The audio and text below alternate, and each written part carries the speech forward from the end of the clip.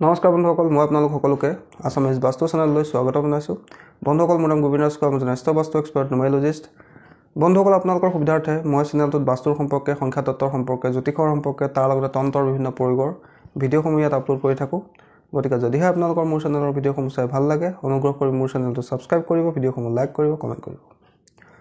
বন্ধুসকল, আজি মই আপোনালোকৰ লগত এটা বিশেষ মন্ত্ৰৰ সম্পৰ্কে আলোচনা কৰিবলৈ আগবাঢ়িছোঁ। সেই মন্ত্ৰটো হৈছে দোকানৰ বিক্ৰী বৃদ্ধিৰ মন্ত্ৰ। ইয়াৰ আগতেও মই আপোনালোকক ব্যৱসায় উন্নতিৰ কাৰণে, দোকানৰ বিক্ৰী বৃদ্ধিৰ কাৰণে বহুকেইটা মন্ত্ৰ আপোনালোকক দিছিলোঁ। তেনে এটা শক্তিশালী সিদ্ধ মন্ত্ৰ আজি আপোনালোকক মই দিবলৈ আগবাঢ়িছোঁ।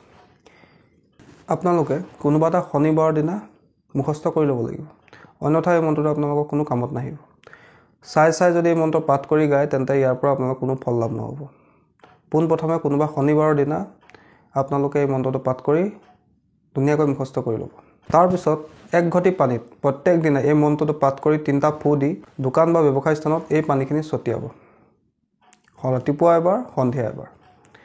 এক ঘটি পানী ল'ব, এই মন্ত্ৰটো 3বাৰ পাঠ কৰিব, 3টা ফু দিব। তাৰপিছত সেই পানীখিনি ৰাতিপুৱা আপোনাৰ দোকানত ছটিয়াব, অলপ অলপ ছটিয়াব, আৰু সন্ধিয়া পৰতো সেই ঘটিৰ পৰাই পানী অলপ আপুনি নিজৰ দোকানত ছটিয়াব।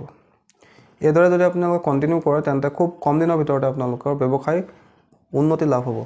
কাষ্টমাৰৰ সংখ্যা দিনক দিনে বৃদ্ধি পাব। আপোনাৰ ইনকাম বা আয় বৃদ্ধি পাব।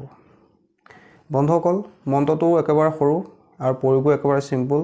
মন্ত্ৰটো হৈছে বন্ধুসকল, আইছ মহম্মদ বৈশ্য স্থানে গাহেক মিলাও আল্লাহ আমাৰ দোকান চাৰি যদি অন্য দোকানে যাওঁ ঈশ্বৰ মহাদেৱৰ মাথা খাওঁ।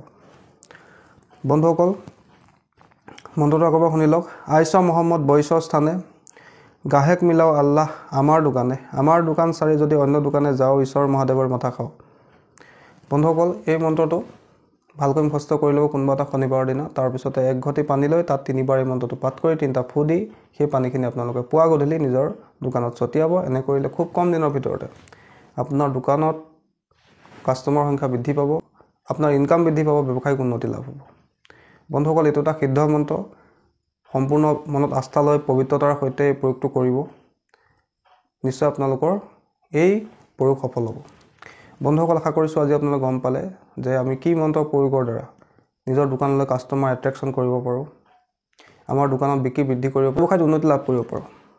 বন্ধুসকল, আশা কৰিছোঁ আপোনালোকৰ মন্ত্ৰটো সম্পৰ্কে জানি ভাল লাগিলে। আশা কৰিছোঁ আপোনালোকৰ বিষয়টো ভাল লাগিলে। যদি ভাল লাগিলে অনুগ্ৰহ কৰি ভিডিঅ'টো লাইক কৰি দিব, কমেণ্ট কৰিব আৰু মোৰ চেনেলটো ছাবস্ক্ৰাইব কৰিব। ধন্যবাদ।